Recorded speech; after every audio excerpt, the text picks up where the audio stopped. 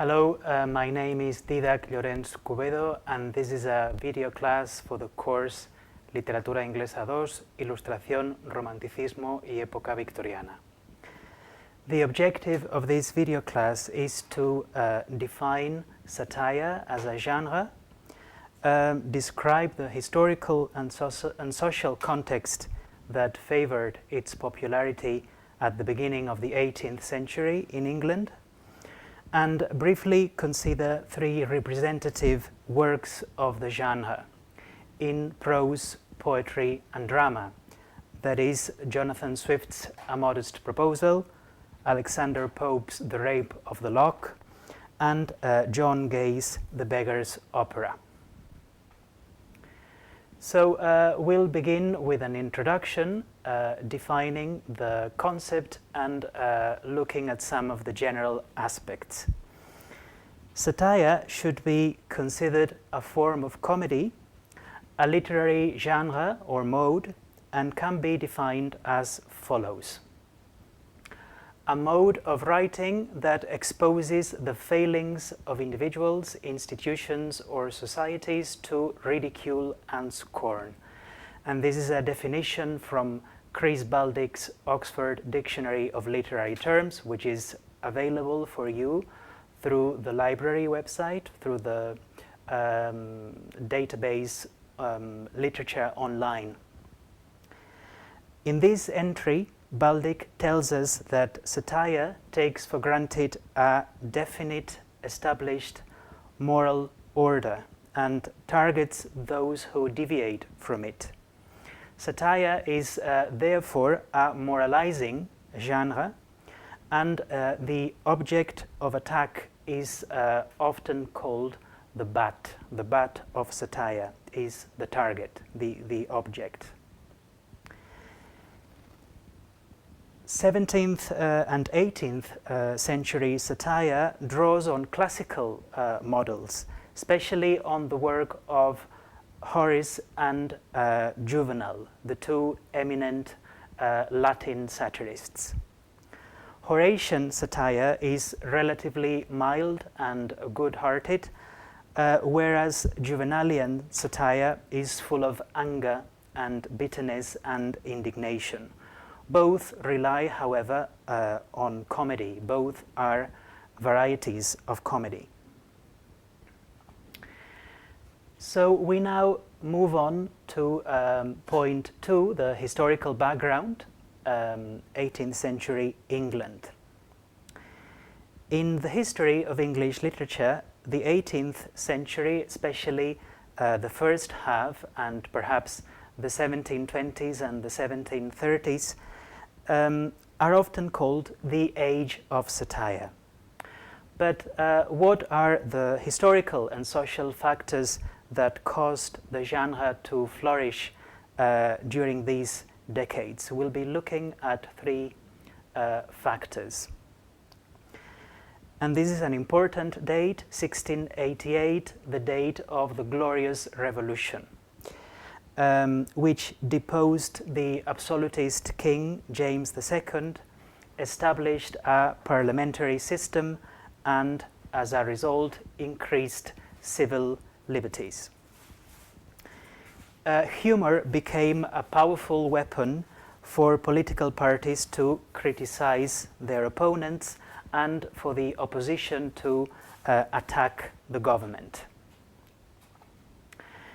Another important date is 1695, and this is the date when the Licensing Act, the Licensing of the Press Act, failed to be renewed by the House of Commons.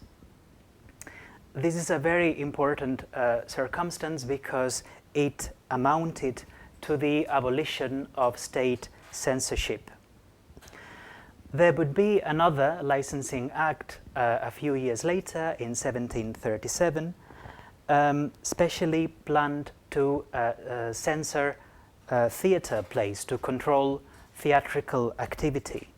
But from 1695 to 1737, there was virtually no official control, no state control over published material or staged plays. The texts I will be referring to, as I said at the beginning, A Modest Proposal, The Rape of the Lock, and The Beggar's Opera, belong to this period of freedom for publishing and for theatre. And finally, the third factor that I would like to mention is the establishment of Grub Street in London as the headquarters of writers who contributed to the emergence of periodicals. These writers that we could compare to present-day journalists. So this is, in short, the development of the press as the arena for political controversy. Politicians and writers or journalists become associates in trying to spread certain political messages and trying to attack as well certain policies, and satire becomes a very powerful tool for that end. Satire was not only written but also visual, and this is the age of the great satirical cartoonists, the great English satirical cartoonists. These satirical cartoons become increasingly popular and influential, and you can see the name, the most important name, William Hogarth, who was the main pictorial satirist of the age. We will now look at some of the examples of satire, some of the texts that are important satires of the 18th century. The three texts I will be alluding to are generally classified as satires, but also exemplify other 18th century genres.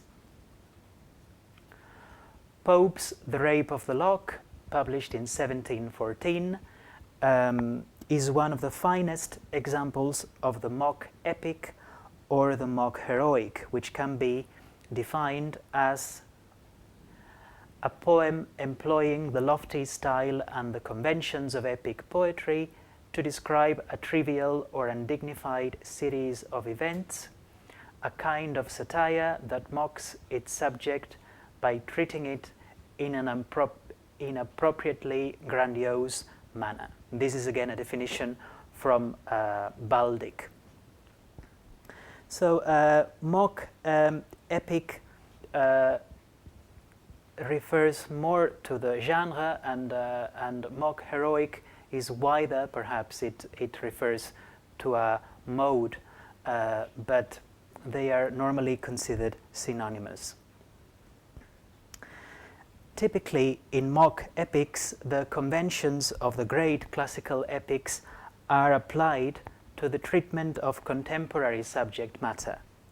The frivolous lifestyle of the upper classes, the political conspiracies, the literary disputes, and the effect is, of course, more comical than heroic.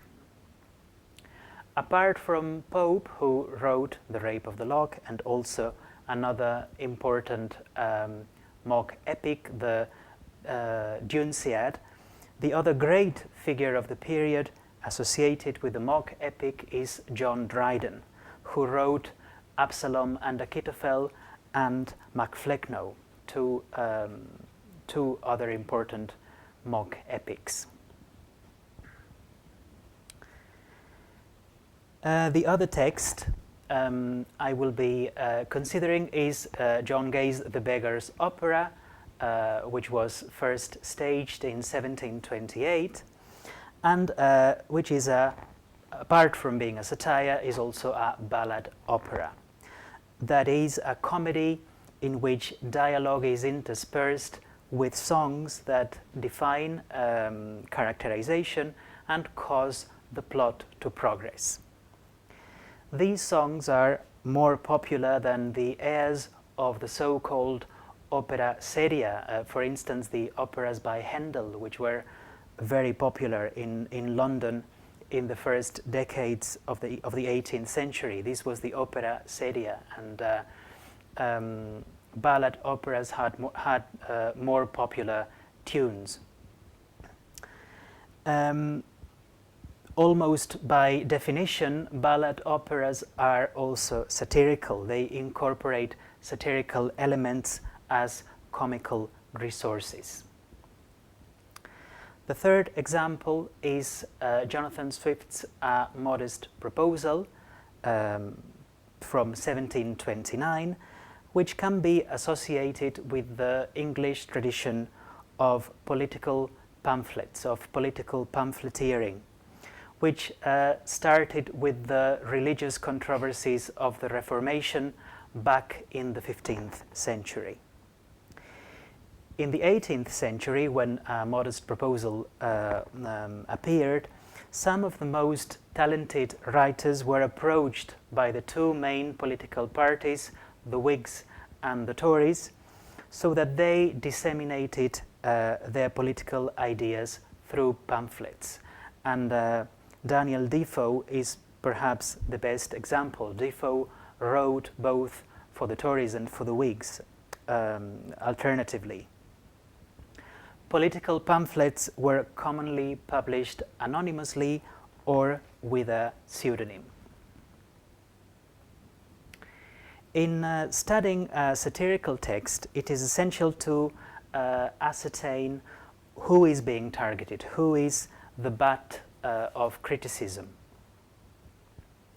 In The Rape of the Lock, I'm now using the abbreviations of the titles.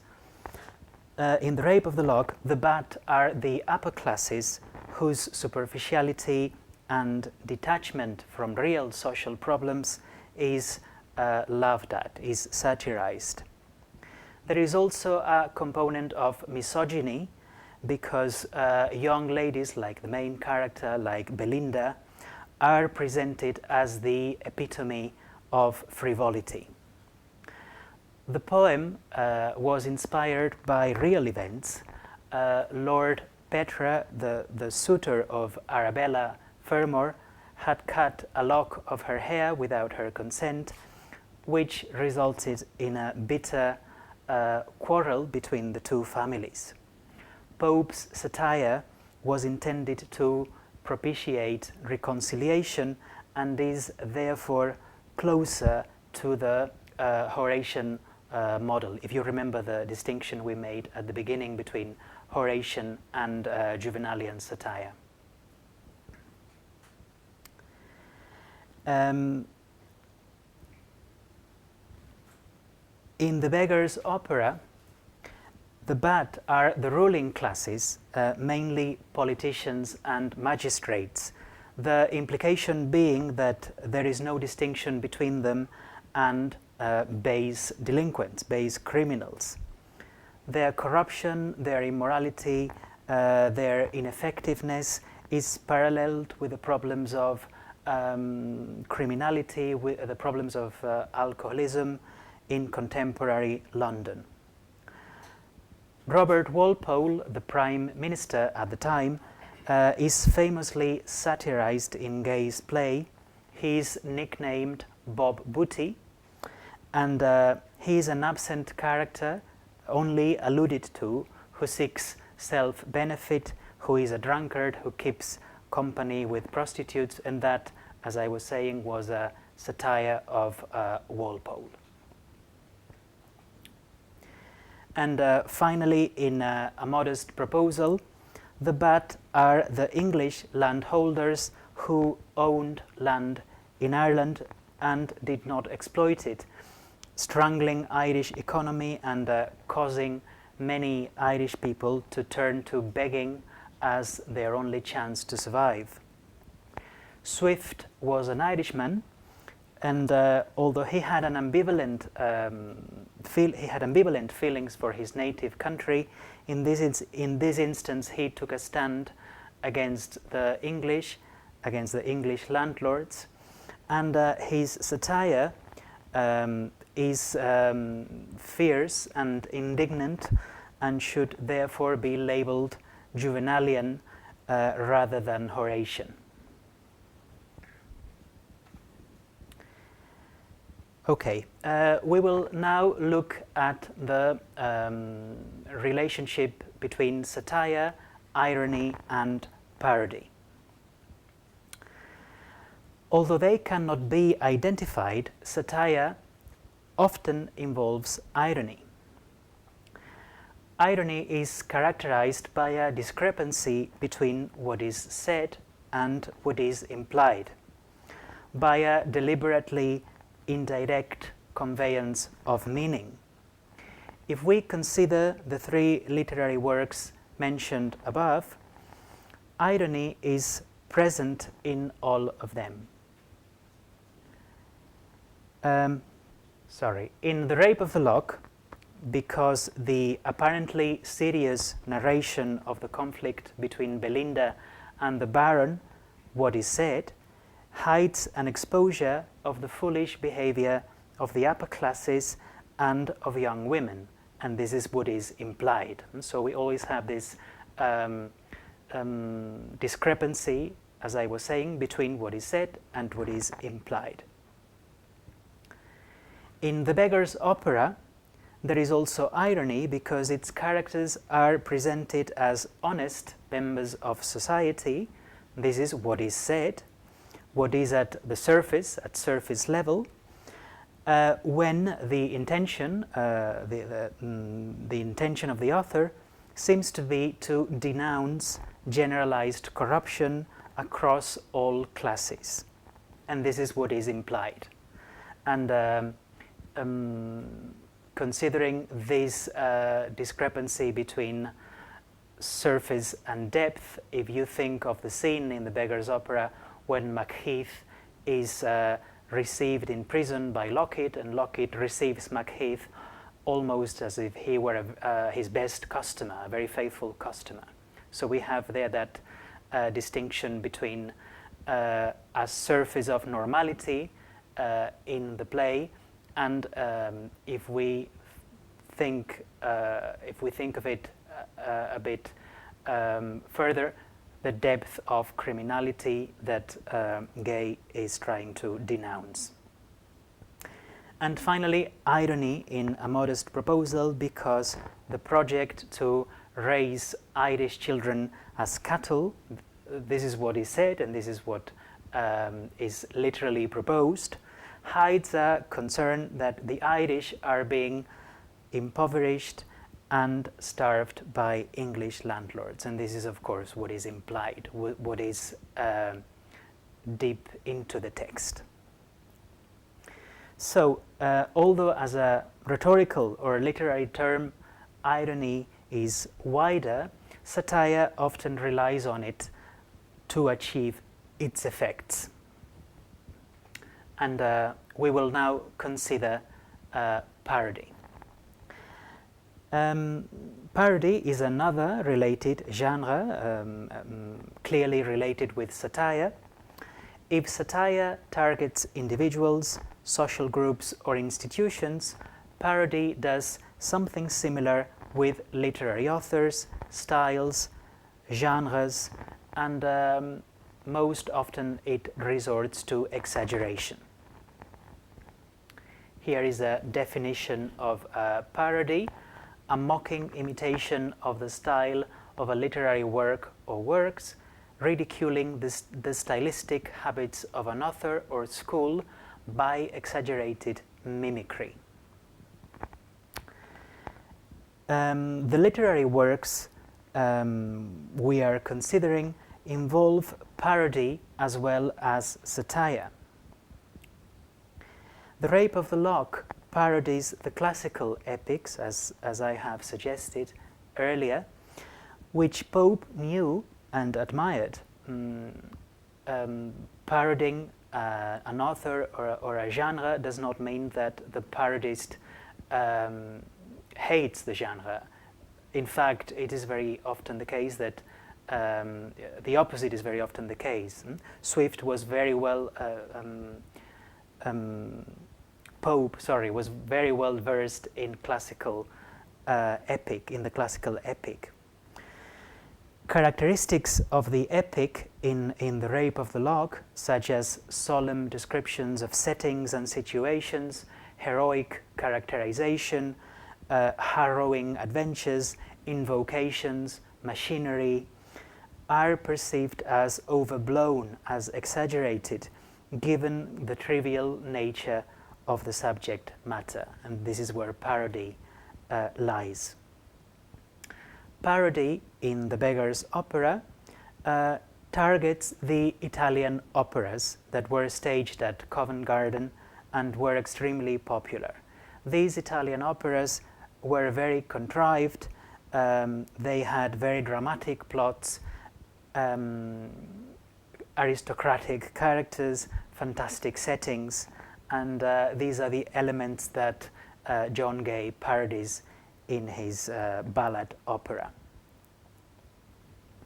And finally, A Modest Proposal parodies the work of projectors and social reformers who, during the Enlightenment, published plans intended to improve aspects of society.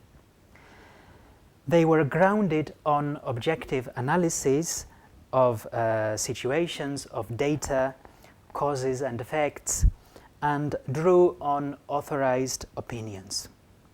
This is what Swift does, but of course he does not do it in earnest. He does it with a parodic, satirical purpose. And I will conclude with just a couple of ideas. As we have seen, satire is the dominant genre of the beginning of the 18th century in England. It is present in the main three genres, prose, poetry, and drama. It is associated with a variety of sub-genres, as we have seen. Its influence will decrease as the century advances, but it will be incorporated into other genres, such as the comedy of manners, later in the century, the comedy of manners by Goldsmith, by Sheridan, and it will also become a component in some of the early novels of the 19th century, such as Jane Austen's Pride and Prejudice, which has an important satirical component. I will leave it here. Thank you very much for your attention, and till next time. Thank you.